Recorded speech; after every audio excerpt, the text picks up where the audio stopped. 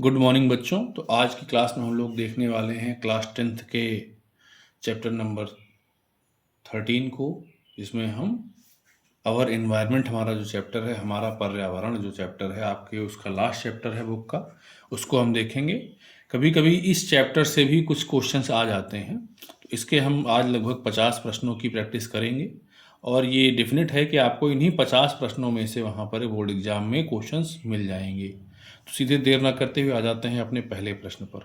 देखिए क्या लिखा हुआ, पौधे जंतुओं पर निर्भर करते हैं। भाई पौधों को जंतुओं से क्या चाहिए? कार्बन डाइऑक्साइड चाहिए, यानी ऑप्शन नंबर आपका देखिए डी करेक्ट हो जाएगा। क्वेश्चन नंबर 2 देखिए, सौर ऊर्जा का परिवर्तन रासायनिक ऊर्जा में होता है किसके द्वारा? प्रकाश संश्लेषण के द्वारा। पेड़ पौधे सूर्य की ऊर्जा को लेते हैं, प्रकाश संश्लेषण की अभिक्रिया करते हैं और उसे रासायनिक ऊर्जा में परिवर्तित कर देते हैं। क्वेश्चन नंबर 3 देखिए, पारितंत्र में ऊर्जा का प्राथमिक स्रोत क्या है? पूरे पारितंत्र में ऊर्जा का जो प्राथमिक स्रोत है वो क्या है? सूर्य का प्रकाश। ऑप्शन सी करेक्ट हो जाएगा। क्वेश्चन नंबर देखिए आपके सामने आ चुका है, क्वेश्चन नंबर 4, निम्न में कौन सा प्राथमिक श्रेणी का उपभोक्ता है? प्राथमिक श्रेणी का उपभोक्ता कौन होता है? जो शाकाहारी होता है, जो सीध जो है डायरेक्टली हरे पेड़ पौधों की पत्तियों को और घास को खाता है, तो वो कौन हो जाएगा? ऑप्शन सी करेक्ट हो जाएगा, बकरी। अगला देखिए 5, मृत जीवों के कार्बनिक पदार्थों को पुनः अकार्बनिक पदार्थों में बदल देते हैं। जब जीव मर जाते हैं तो जीव उनको खा खा करके उनके अंदर जो भी कार्बन होता है उसे मुक्त करके अकार्बनिक पदार्थ में बदल देते हैं। इनको क्या कहते हैं? इन्हें अपघटक कहा जाता है, यानी डिकम्पोजर कहा जाता है। क्वेश्चन नंबर 6 आप देखिए, किसी भी पारितंत्र में कालांतर में जीवों की संख्या स्थिर हो जाती है। जीवों की संख्या स्थिर होने के कारण क्या है? ठीक है ना, यानी कि एक टाइम के बाद में चीज़ों की जनसंख्या बहुत ज़्यादा बढ़ती नहीं है। तो उसका कारण क्या है? उसका कारण सभी हैं। उत्पादक निश्चित होते हैं, उपभोक्ता निश्चित हो जाते हैं, उनकी मृत्यु निश्चित होगी तो उनके अपघटक भी निश्चित होंगे। इस प्रकार से ऑप्शन नंबर हमारा डी करेक्ट हो जाएगा, उपर्युक्त सभी। क्वेश्चन नंबर हम लोग आ जाते हैं 7 में।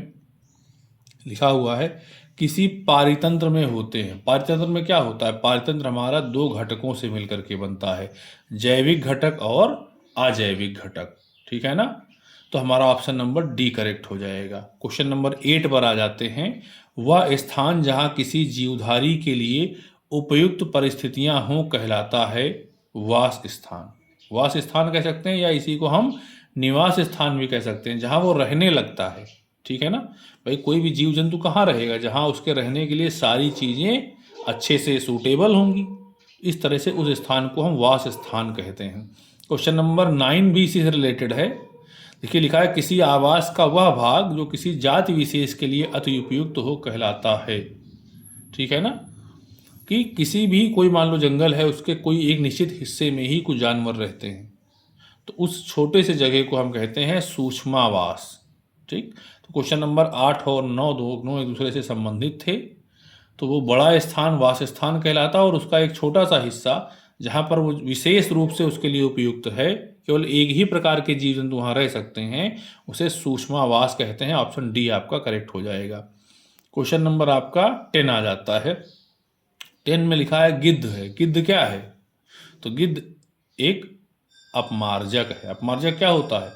जो साफ सफाई करता है, यानी जैसे कोई जानवर की मृत्यु हो जाती है, उसे कहीं लोग बाहर फेंक करके आते हैं, तो गिद्ध जो है उसको खा करके, उस जानवर की लाश को खा करके उसको समाप्त कर देते हैं। इससे वहाँ के वातावरण में दुर्गंध, बदबू और तमाम प्रकार के बैक्टीरिया जो फैल सकते थे वो रुक जाते हैं। इसीलिए गिद्ध को पर्यावरण का या वायुमंडल का या हमारे पृथ्वी का सफाई कर्मचारी भी कहा जाता है। तो गिद्ध क्या है? एक अपमार्जक है, जिसे हम स्कैवेंजर बोलते हैं अंग्रेजी में। क्वेश्चन नंबर 11 देखिए, कौन सा कारक वास स्थान का जैविक घटक नहीं है? ठीक है ना, जैविक का मतलब होता है जिंदा, जीवित।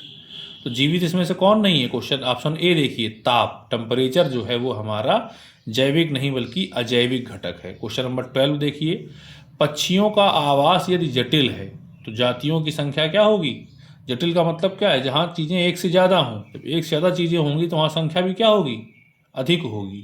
तो ऑप्शन बी आपका करेक्ट हो जाएगा, अधिक होगी।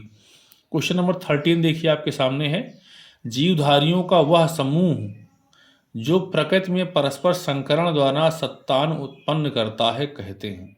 में जीवधारी क्या एक समूह में रहते हैं और वो आपस में एक दूसरे के साथ में संकरण के द्वारा संतान उत्पन्न करते हैं, इसी को समष्टि या जनसंख्या कहा जाता है।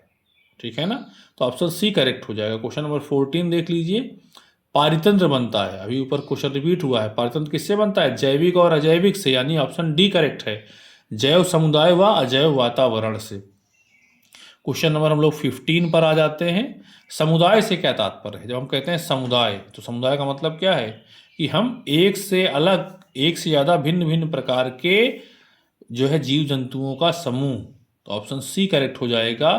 विभिन्न जातियों के समष्टियों के समूह को ही समुदाय या कम्युनिटी कहा जाता है ना। जब हम बात करते हैं जैसे मनुष्यों में समुदाय की, उसमें क्या है, भिन्न भिन्न जाति के भिन्न भिन्न धर्मों के सारे लोगों को इकट्ठा मिलकर के एक समुदाय बनता है, तो सी ऑप्शन करेक्ट है 15 में। क्वेश्चन नंबर 16 देखिए, लिखा है जैव व्यवस्था का सही क्रम क्या है, यानी हमारी जो शरीर की जो व्यवस्था है उसका सही क्रम क्या है। ठीक है ना, तो ऑप्शन बी करेक्ट हो जाएगा। सबसे पहले क्या लिखा है, कोशिकाएं, तो हमारे शरीर में कोशिकाएं होती हैं, फिर वो कोशिकाएं मिल करके ऊतक बनाती हैं, ऊतक मिल करके अंग बनाते हैं, अंग मिल करके अंगतंत्र बनाते हैं, और अंगतंत्र मिल करके फिर उस जीव का निर्माण करते हैं। इस प्रकार से ऑप्शन बी करेक्ट हो जाएगा। क्वेश्चन नंबर हम लोग आ जाते हैं 17 में, लिखा हुआ है मनुष्य खाद्य श्रृंखला के अनुसार होता है। भाई खाद्य श्रृंखला में मनुष्य का स्थान कहाँ पर है, तो मनुष्य का स्थान सर्वोच्च है, और वो शाकाहारी और मांसाहारी दोनों होता है, इसलिए ऑप्शन सी करेक्ट हो जाएगा, सर्वाहारी। क्वेश्चन नंबर 18 आ जाइए, संगठन बनाने में क्या होता है, समूह हो। भाई कोई संगठन बनाना है तो क्या होना चाहिए, हमें समूह बनाने पड़ेंगे, और समूह बनाएंगे तो हम समूह से पूछेंगे भाई कि आपका क्या विचार है, यानी वो प्रतिक्रिया देगा, तो ऑप्शन बी करेक्ट हो जाएगा, इकाइयों में समूहन और प्रतिक्रिया होती है। ठीक, क्वेश्चन नंबर 19 देखिए आपके सामने, बहुत अच्छा प्रश्न ये भी, हरे शैवाल क्या होते हैं। जो हमारे हरे पेड़ पौधे हैं वो तो हम जानते हैं कि स्वपोषी होते हैं, अपना भोजन स्वयं बनाते हैं, लेकिन जो हरे शैवाल होते हैं वे भी स्वपोषी होते हैं, अपना भोजन स्वयं बनाते हैं, ऑप्शन बी करेक्ट हो जाएगा। क्वेश्चन नंबर 20 में हम लोग आ जाते हैं, लिखा हुआ है पादपों में वायु प्रदूषण कम करने वाली प्रक्रिया क्या है। भाई वायु प्रदूषण कैसे कम करते हैं पेड़ पौधे, कार्बन डाइऑक्साइड को ले लेते हैं, है ना, कार्बन डाइऑक्साइड को लेते हैं, ऑक्सीजन को उत्पन्न करते हैं, इसी को हम कहते हैं प्रकाश संश्लेषण, ऑप्शन बी करेक्ट हो जाएगा। क्वेश्चन नंबर 21 में आ जाइए, खाद्य श्रृंखला में शाकाहारी जंतु क्या होते हैं। शाकाहारी जंतु है, इसका मतलब क्या है कि वो पेड़ पौधों की पत्तियों को खाएंगे, घास को खाएंगे, इसका मतलब वो प्राथमिक उपभोक्ता हैं, ऑप्शन बी करेक्ट हो जाएगा। क्वेश्चन नंबर 22 देखिए, निम्न में से एक पारितंत्र में उत्पादक का उदाहरण कौन है। उत्पादक का मतलब जो अपना भोजन खुद बनाते हैं, तो कौन बनाएगा, हरे पौधे, ऑप्शन सी करेक्ट हो जाएगा। 2024 में पूछा गया सवाल था ये। देखिए क्वेश्चन नंबर 23 में हम लोग आ जाते हैं, निम्न में से कौन सा पर्यावरण मित्र अम्लीय व्यवहार कहलाता है, यानी ये प्रश्न कह रहा है कि ऐसा कौन सा काम किया जाए जिससे हम पर्यावरण के संरक्षण में, पर्यावरण को बचाने में कुछ योगदान देते हैं। देखिए ऑप्शन ए क्या लिखा है, बाजार जाते समय खरीदे गए सामान को रखने के लिए कपड़े का थैला ले जाना। ठीक है ना, हम घर से ही एक थैला ले करके जाएं, एक झोला ले करके जाएं कि हम बाजार से जो भी सामान खरीदेंगे उसी में रख लेंगे, इससे हमें वहाँ पर पॉलीथीन नहीं लेना पड़ेगा। तो पॉलीथीन पर्यावरण के लिए बहुत ज़्यादा नुकसानदायक होती है। कोई ऑप्शन बी देखिए, अनावश्यक ऊर्जा खर्च बचाने के लिए लाइटों तथा पंखों का स्विच बंद कर देना। जहाँ पर हमें प्रकाश की, बिजली की, पंखे की आवश्यकता नहीं है, बिना मतलब के वो खर्च हो रहा है, तो उसे बंद करके हम ऊर्जा के खर्च को बचा सकते हैं। इससे न सिर्फ हम अपने विद्युत बिल के, बिजली के बिल में कमी करते हैं, बल्कि हम ऊर्जा को भी बचाने का प्रयास करते हैं, तो पर्यावरण के लिहाज से भी हम अच्छा कार्य करते हैं। ऑप्शन सी क्या है, वाहन के बजाय विद्यालय तक पैदल जाना। अगर आपका विद्यालय नज़दीक है, आप मोटरसाइकिल से या कार से नहीं जा रहे हैं, आप पैदल जा रहे हैं, या बहुत हुआ तो आप साइकिल से जा रहे हैं, तो भी आप पर्यावरण को बचाने में कुछ सहायता कर रहे हैं। तो ये तीनों विकल्प सही थे, इसलिए हमारा चौथा ऑप्शन सही हो जाएगा, डी उपर्युक्त सभी। क्वेश्चन नंबर 24 में हम लोग आते हैं, 2024 का प्रश्न ये भी है, निम्नलिखित में से कौन आहार श्रृंखला का निर्माण करता है? जब भी हम आहार श्रृंखला की बात करते हैं तो उसमें सारी चीज़ें होनी चाहिए। कौन? एक तो उत्पादक होंगे जो अपना भोजन स्वयं बनाएंगे, उन उत्पादक को खाने वाले शाकाहारी जंतु होंगे, फिर उन शाकाहारी को खाने वाले मांसाहारी या सर्वाहारी जंतु उसमें होने चाहिए, इसी क्रम में होने चाहिए, तो वो आहार श्रृंखला कहलाती है ना। तो ऑप्शन बी देखिए करेक्ट है, घास को बकरी खाएगी, बकरी को मानव खा सकता है, तो ऑप्शन बी करेक्ट हो जाएगा। क्वेश्चन नंबर 25 देखते हैं, वायुमंडल की ओजोन परत पृथ्वी को बचाती है। तो हमारे वायुमंडल के समताप मंडल के हिस्से में जो ओजोन परत पाई जाती है वो सूर्य से आने वाले प्रकाश के पराबैंगनी किरणों से पृथ्वी को बचाती है। तो ऑप्शन बी आपका बिल्कुल करेक्ट हो जाएगा, पराबैंगनी किरणों से। क्वेश्चन नंबर 26 पर आ जाते हैं हम लोग, निम्नलिखित में से कौन ओजोन परत क्षरण के लिए जिम्मेदार मुख्य पदार्थ है? यानी ओजोन परत को नुकसान सबसे ज़्यादा कौन पहुंचाता है? तो वो है क्लोरोफ्लोरोकार्बन यानी CFCS। ठीक है ना। CFCS जो है वो बहुत ज़्यादा नुकसान पहुंचाते हैं। ये हमारे फ्रिज में, AC में, गद्देदार फोम में, ठीक, इनमें पाया जाता है। क्वेश्चन नंबर 27 देख लीजिए, ओजोन परत का क्षरण निम्न से किसके कारण होता है? फिर से वही प्रश्न है, ओजोन परत सबसे ज़्यादा नुकसान कौन पहुंचाएगा? क्लोरोफ्लोरोकार्बन। फिर 28 देखिए, प्राकृतिक पारितंत्र कौन सा है? यानी जो प्राकृतिक है, इसको इंसान ने नहीं बनाया है, ठीक है ना। भाई गमला तो इंसान लाता है, खेत इंसान बनाता है, जल जीवशाला जिसमें हम जीवों को पालते हैं, मछलियों को पालते हैं, वो हम इंसान बनाता है। तो ऑप्शन डी करेक्ट हो जाएगा, वन। वन को इंसान नहीं बनाता है। अब क्वेश्चन नंबर हम लोग आ जाते हैं 29 पर, आहार श्रृंखला में उत्पादक होते हैं। उत्पादक कौन है? जो अपना भोजन स्वयं बनाए। ऑप्शन डी देखिए, हरे पौधे एवं नील हरित शैवाल। क्वेश्चन नंबर 30 देखिए, एक पोषी स्तर पर उपलब्ध कार्बनिक पदार्थों की कितनी मात्रा अगले पोषी स्तर तक पहुंच जाती है? ठीक है ना। यानी अगर किसी एक के पास कुछ ऊर्जा है तो उसमें से कितनी ऊर्जा अगले को मिल जाएगी, कितना मात्रा अगले को मिलेगी? तो मात्र 10% मिलेगी। ऑप्शन बी करेक्ट हो जाएगा। ठीक, तो अब हम लोग आ जाते हैं, क्वेश्चन नंबर हमारा ये 30 बना चुका है। निम्न में से कौन एक कृत्रिम पारितंत्र का उदाहरण है? कृत्रिम का मतलब वही जिसको जो है इंसान ने बनाया है, तो वो कौन सा हो जाएगा? ऑप्शन डी देखिए, मानव निर्मित कृषि भूमि, ये आपका कृत्रिम है। क्वेश्चन नंबर 32 देखिए, आहार श्रृंखला में प्रथम पोषी स्तर पे कौन होगा? सबसे पहले कौन होगा? वही होंगे जो अपना भोजन स्वयं बनाएंगे, यानी कि उत्पादक। ऑप्शन ए करेक्ट हो जाएगा। क्वेश्चन नंबर 33 देखिए, पारितंत्र का भौतिक कारक क्या है? ठीक है ना, भौतिक का मतलब वही है जो हमारा अजैविक घटक है, जो जीवित नहीं है लेकिन हमारे पारितंत्र को प्रभावित करता है, वो है टेम्परेचर यानी कि ताप। ऑप्शन ए करेक्ट हो जाएगा। क्वेश्चन नंबर 34 आपके सामने देखिए लिखा हुआ है, निम्नलिखित में से कौन शीर्ष मांसाहारी है? जब कहते हैं शीर्ष मांसाहारी, इसका मतलब ऐसा कौन सा जानवर है जिसको और कोई नहीं खा सकता? ठीक है ना, तो कौन है? वो है शेर। ऑप्शन डी करेक्ट हो जाएगा। 35 पर आ जाइए, निम्न में से कौन एक पारितंत्र का जैविक घटक है? जैविक का मतलब जिंदा, जीवित घटक कौन है? तो वो है ऑप्शन ए, हरे पौधे। क्वेश्चन नंबर 36, वायुमंडल के ऊपरी सतह में उपस्थित ओजोन गैस सूर्य से आने वाली किस विकिरण से पृथ्वी की रक्षा करती है? किस विकिरण से पृथ्वी की रक्षा करती है? बताया था अभी ऊपर, पराबैंगनी विकिरणों से वो पृथ्वी को बचाती है। क्वेश्चन नंबर 37 हमारे सामने आ चुका है। देखिए, निम्नलिखित में से कौन शीर्ष मांसाहारी? फिर से वही प्रश्न है, शीर्ष मांसाहारी का मतलब ये भाई जिसको कोई और नहीं खाएगा। कौन है? बाघ। ऑप्शन बी करेक्ट हो जाएगा। क्वेश्चन नंबर 38 देखते हैं, निम्नलिखित में से कौन गैर जैव निम्नीकरणीय योग्य पदार्थ है? गैर जैव निम्नीकरण योग्य का मतलब होता है जो अगर उसको फेंक दिया जाए, जमीन में गाड़ दिया जाए तो वो सड़ता गलता नहीं है। तो वो कौन है इसमें से? प्लास्टिक की थैलियां। ऑप्शन डी करेक्ट हो जाएगा। क्वेश्चन नंबर 39 आपके सामने है, निम्न में से कौन एक कृत्रिम पारितंत्र? 2025 का सवाल है ये। कृत्रिम पारितंत्र मतलब जो मनुष्य बनाए, ठीक है ना। तो वो क्या है? बगीचा। बगीचा मनुष्य स्वयं बनाता है, चाहे फूलों का बगीचा हो, चाहे फलों वाले पौधों का बगीचा हो। क्वेश्चन नंबर 40 देखिए, क्लोरोफ्लोरोकार्बन किस गैस का अवक्षय करती है? यानी किस गैस को नुकसान पहुंचाता है क्लोरोफ्लोरोकार्बन? तो ये हमारे ओजोन परत को सबसे ज़्यादा नुकसान पहुंचाती है। तो हम लोग क्वेश्चन नंबर 40 तक आ चुके हैं। 10 प्रश्न और हैं, 10 प्रश्न और देख लेते हैं। बहुत अच्छे प्रश्न ये भी हैं। लिखा हुआ है, घास स्थल पारितंत्र में उत्पादक यानी एक घास स्थल है, उसमें पूरा एक पायतन चल रहा है, तो उसमें उत्पादक कौन है, कौन भोजन को बनाएगा, तो जो हरा होगा वही भोजन को बनाएगा। हरा कौन होगा, घास होगी। ऑप्शन ए करेक्ट हो जाएगा। नंबर 2 देखिए, अजैव निम्नीकरणीय पदार्थ है। कौन सा पदार्थ है जो सड़ता गलता नहीं है, इसे पड़ा रहता है सालों साल, वो है पॉलीथीन।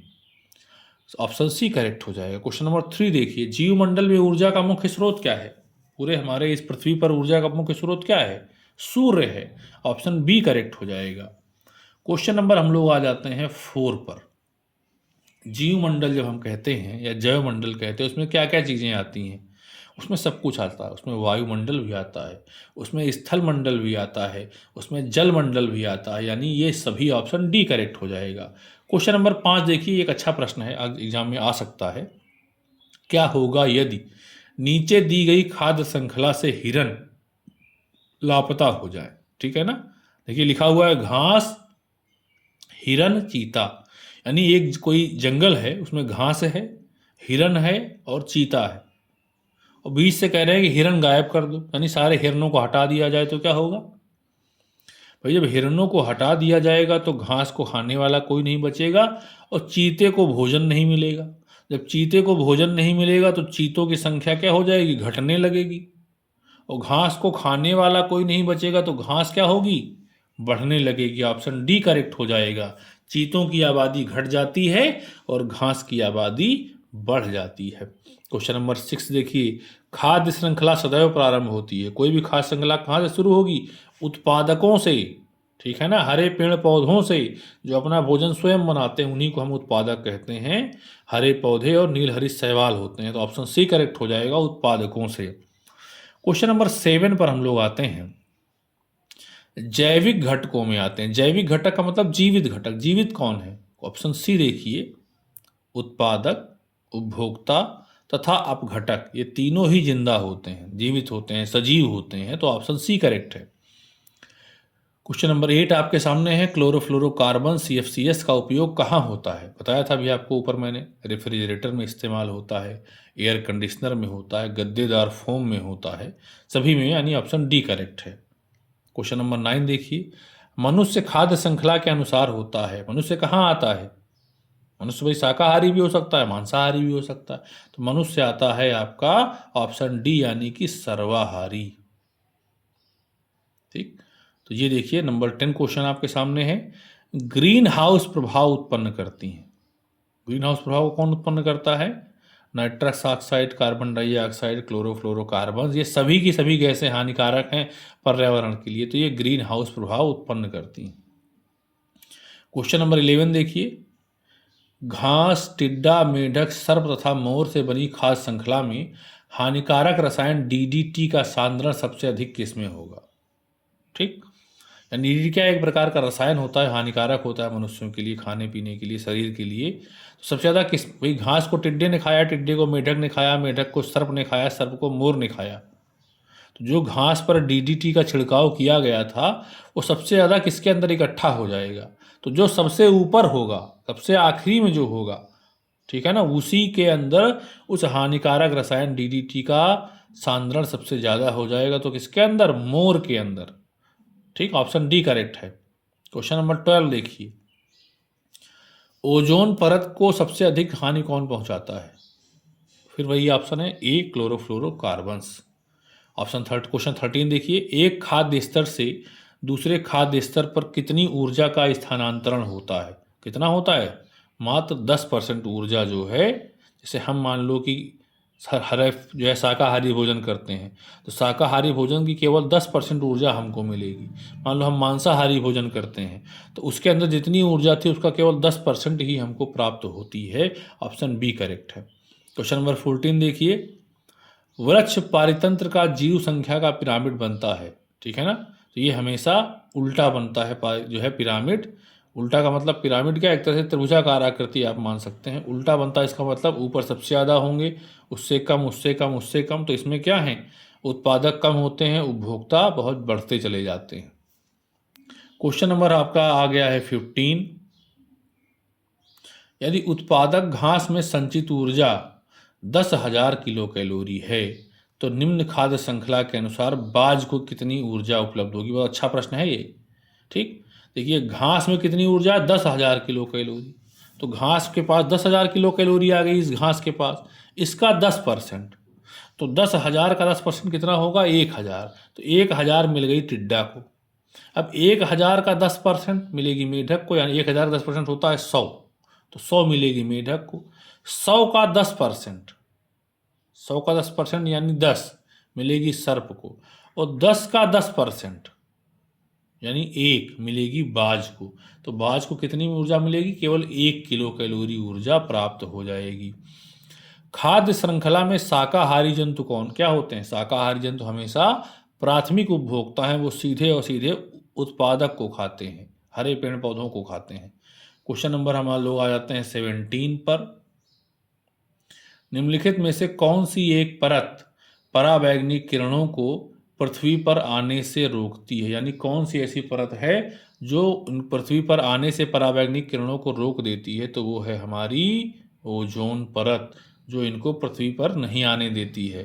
तो इस प्रकार से इस पूरे सीरीज में हम लोगों ने काफ़ी सारे प्रश्नों को हल कर लिया है। ठीक है ना, लगभग हम लोगों ने 57 क्वेश्चंस को सॉल्व कर लिया है, 57 प्रश्नों को हल किया है। इन 57 प्रश्नों में से ही इस चैप्टर के जो ही प्रश्न आपको आएंगे, तो इन्हीं 57 प्रश्नों में कोई ना कोई प्रश्न आपको रिपीट मिल जाएगा। इन सारे 57 क्वेश्चंस की अच्छे से आप प्रैक्टिस कर लीजिए, और यहीं पर आपका ये चैप्टर ख़त्म हो जाता है। ठीक, कुल मिलाकर के ये 5वां चैप्टर है जिसकी सीरीज अभी तक आ चुकी है। तो आप पुराने सारे वीडियोज़ को देख लीजिए, उनको रिवाइज कर लीजिए। सिर्फ इससे बहुविकल्पी प्रश्न ही नहीं, बल्कि उस पूरे चैप्टर का एक रिवीजन हो जाता है। तो इनको ज़रूर आप देखें। परीक्षा के पहले आप इनको देख करके एग्ज़ाम हॉल में बैठेंगे तो डेफिनेटली आपको बहुत सारे प्रश्न यहाँ से मिल जाएंगे। Thank you so much for connecting with us.